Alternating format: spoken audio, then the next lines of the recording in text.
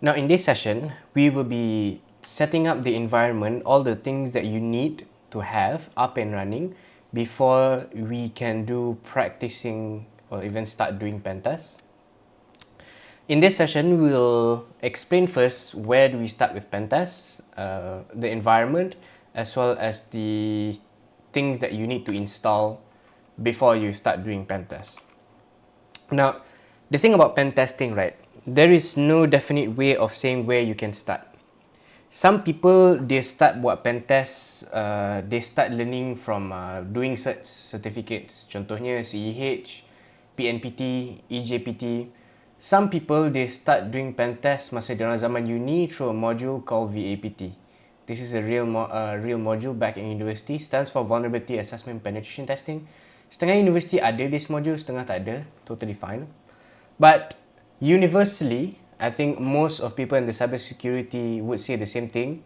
That is, the most common ways people start to learn about technical stuff in cybersecurity is through Capture the Flag. Capture the Flag, most of you probably heard about it, some of you don't.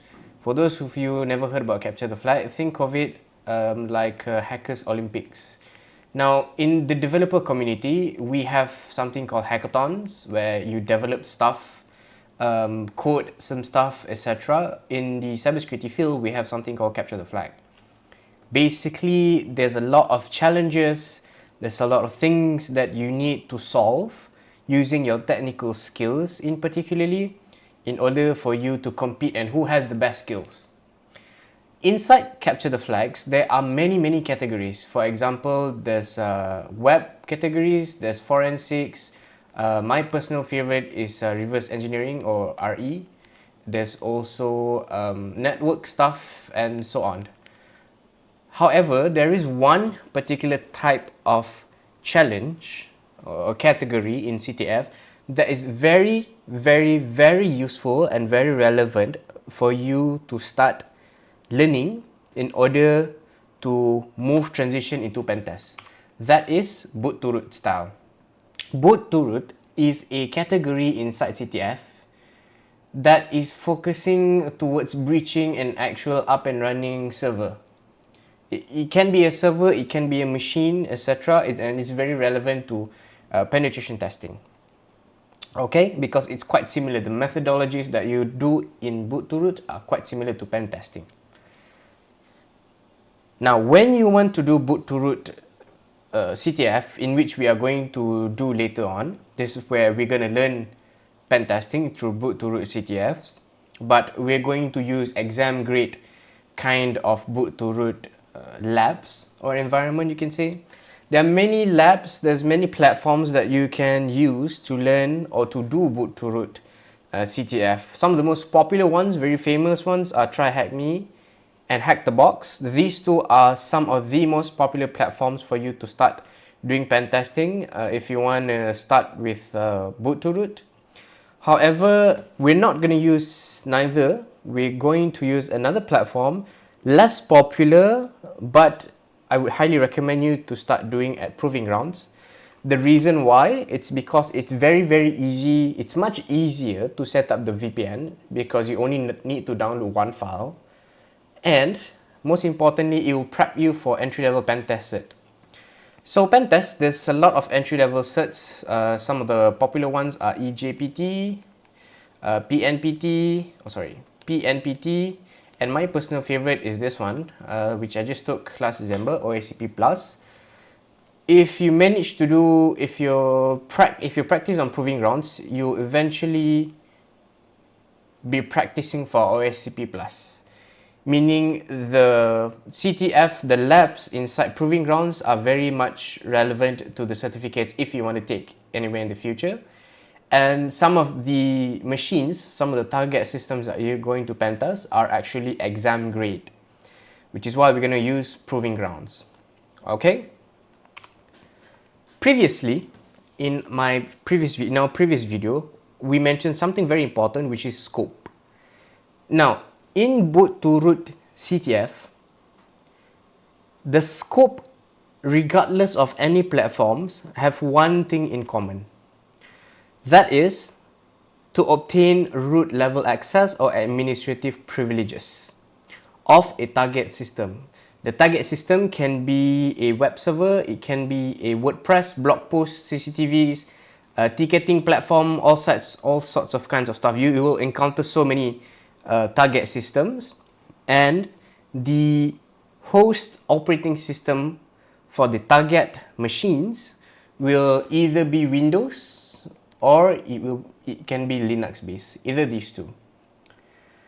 Now, the objective or the scope, the objective of boot to root CTF is for you to gain access into the administrative folder or administrative privileges, and then you have to read something called proof.txt, either in Windows machine or inside a Linux machine, which is this one.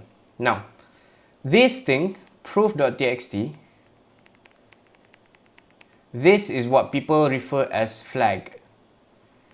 So when you hear capture the flag, this is the flag that you are going to try to obtain. In boot to root, there are two flags actually in boot to root. One is proof.txt, another one is local.txt.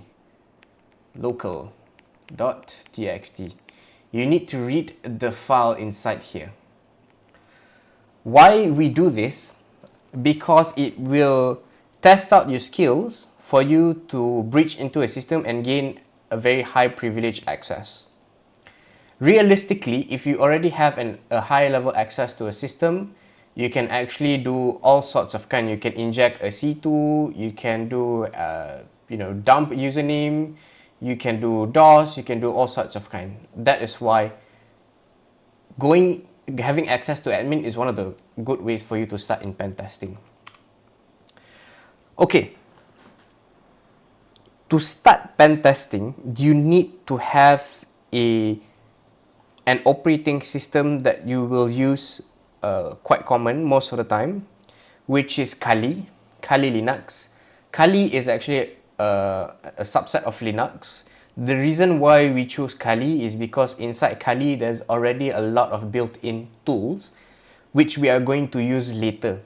For example, there's Nmap, Burp Suite, Hydra, John, and so many more. You can use other stuff like, I don't know, maybe Parrot or something, Blue Parrot. But in this session, we're gonna use Kali. This one. Okay, before I explain on this part, one thing you need to understand about Kali, Kali is an operating system. Most of you probably don't have Kali as your primary operating system. When you want to host an operating system on your machine, on your device, say for example you have a Windows laptop or a Windows PC, right? You need to have something that is being able to handle the Kali image. One famous, most popular way is through virtualization software, for example, VMware. So VMware will host your Kali inside here.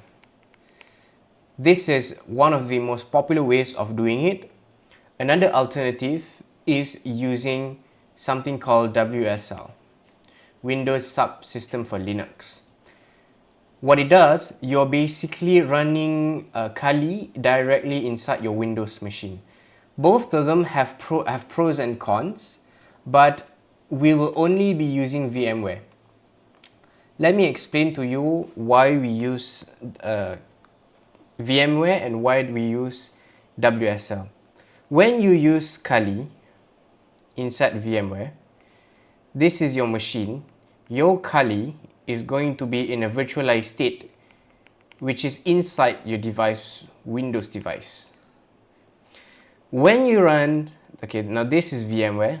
When you run WSL, your Kali will run directly on your Windows machine. Both have their own pros and cons. Now, VMware, the good thing about VMware is you can adjust the specifications that you want, but it's also being limited by your device specs. That's number one. And number two, it contains anything, any exploits or any downloads that you put inside Kali. It's only going to be inside Kali. It's not going to escape into your Windows device. It can, but very less likely, unless that's an actual exploit. That's a good thing. The bad thing is sometimes it's slow. That's the thing about VMware. Sometimes it's slow. WSL, on the other hand, it's very, very fast. Why? Because it's running directly on Windows. However, I do not recommend this because if you download something malicious, for example, an exploit, that exploit is going to be inside your actual Windows machine, which is quite risky and dangerous, especially if you don't know who developed the exploit, because that exploit could be a spyware or malware that's actually stealing information from your Windows device. So that's some of the reasons why we are going to use Windows machine. That's why we're going to use VMware. But another reason why we're also going to use, if you insist on WSL, here's another reason why we're going to use VM. When you use WSL, right, you are going to have command line base. Inside Proving Grounds, there are some labs or some machine that requires you to have access to Windows logon screen. When you do that, you need to have RDP protocol enabled, which is port 3389. Some boxes require this.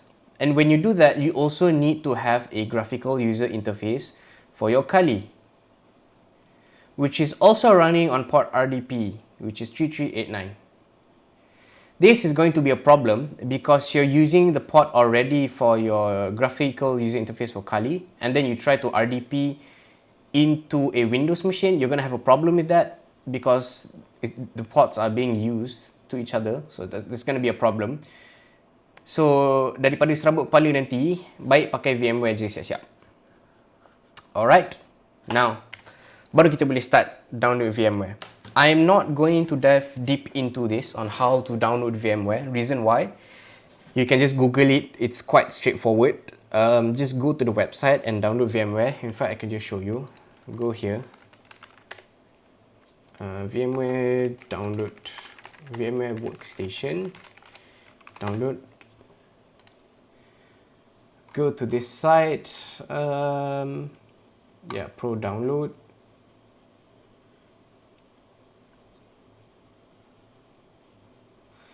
You have to register yourself. I've already registered, so I'm just going to log in.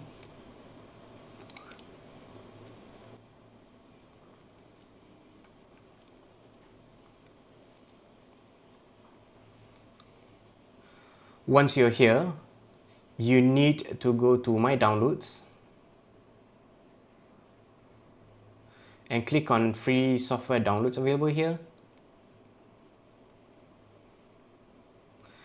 And you can search, or you can just directly press VMware Workstation Pro.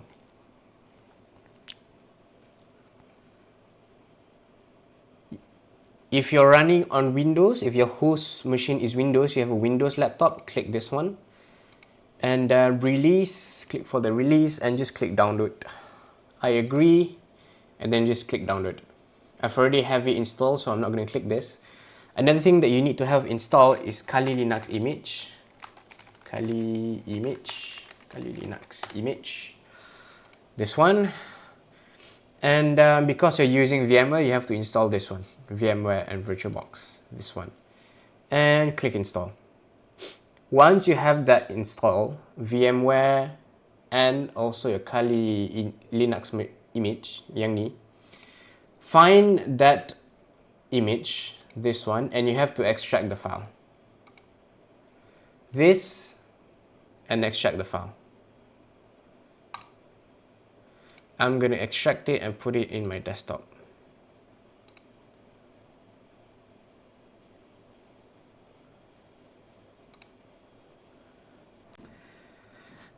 Once both of them are installed, open your VMware Workstation Pro.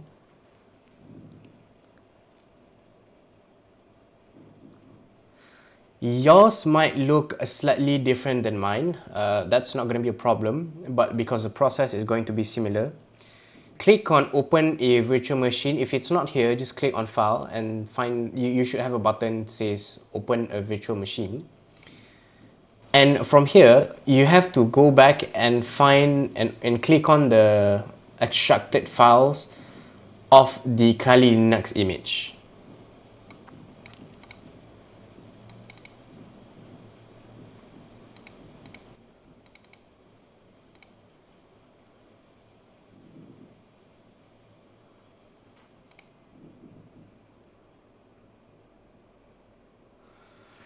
Once you have this, you need to edit it.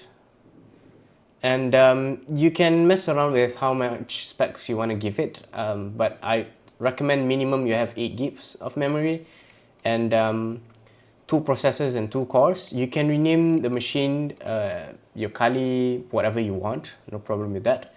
Once you have that, just power it on.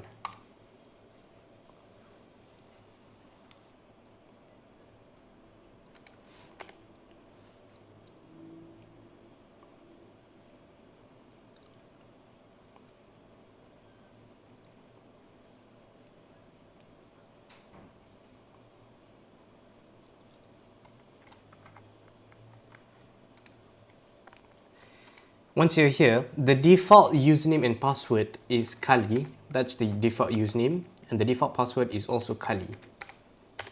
Click enter, and voila, you have your Kali Linux up and running. Now, there are a few things that you need to install. Most of the tools are already inside here, but there are tools that we're going to be using in order for you to do pen tests a lot faster. So just press Windows button, search for terminal. Let me just zoom it for you. To zoom, just press Ctrl Shift tambah. One thing you have to do is update your Kali, which is update apt get update. What the hell? Oh, you need sudo apt get update. And enter your password, Kali. What sudo does is sudo basically grants you a higher privilege temporarily to run a particular command. Once you have that, so once you updated your Kali Linux, which is fine, okay, this is not a good practice, but because I've been doing Kali Linux in a while, so I know what I'm doing.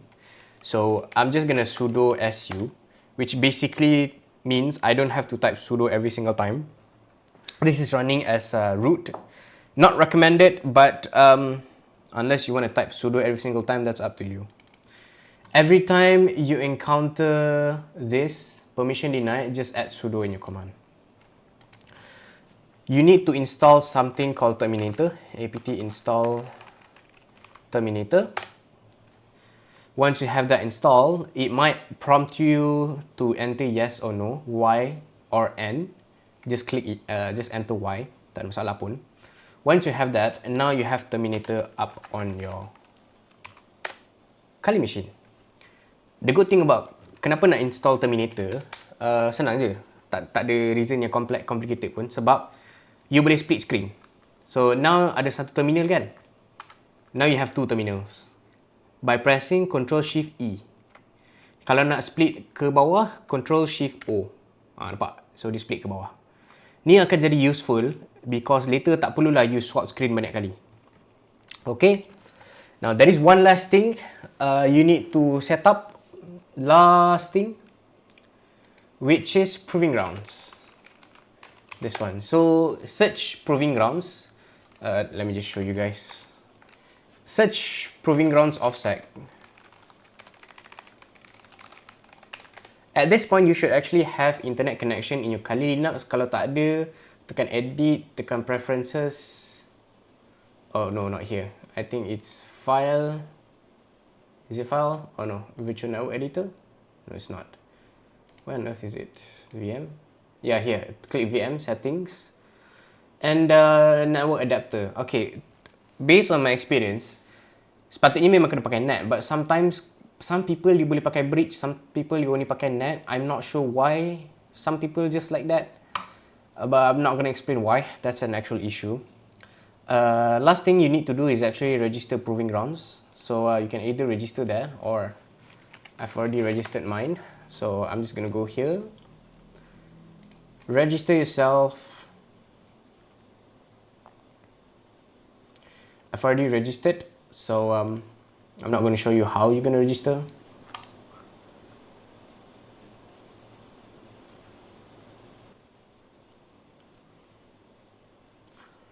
Once you have logged in, go to Explore, go to Labs, Proving Grounds, Play. These are all the labs that you are going to do, you're going to use to learn pen testing. These are all free. Okay, one last thing before we end. Proving Grounds has two platforms. One is Proving Grounds Play, another one is Proving Grounds Practice. So you have Proving Grounds Play, this one, and you have Proving Grounds Practice. Beza dua ni, satu free, satu berbayar. Proving Grounds Practice ni, aku pernah subscribe benda ni. Dia sebenarnya bagus. Sebab yang ni memang exam grade. Bagus. Sebab ini memang exam grade, dan kalau you nak ambil exam OSCP Plus ataupun PNPT, JPT, those kinds of stuff, you boleh subscribe to Practice. Tapi yang ini berbayar lah. How much does it cost for Proving Ground Practice? Last time I checked it was $19. Which is roughly around 80 ke 90 ringgit, depending on our inflation. If you ask me, berbaloi, sangat-sangat berbaloi. If you want to subscribe to Practice, if you actually want to do learn pen testing and you want to take it seriously, I very recommend you take Practice on Proving Grounds Practice. Cuma berbayar lah. Play ni free of charge. I recommend you guys start dulu dengan Play. Once you get a whole basic stuff, baru you ambil Practice. Alright, and that's it. I'll see you guys in the next session.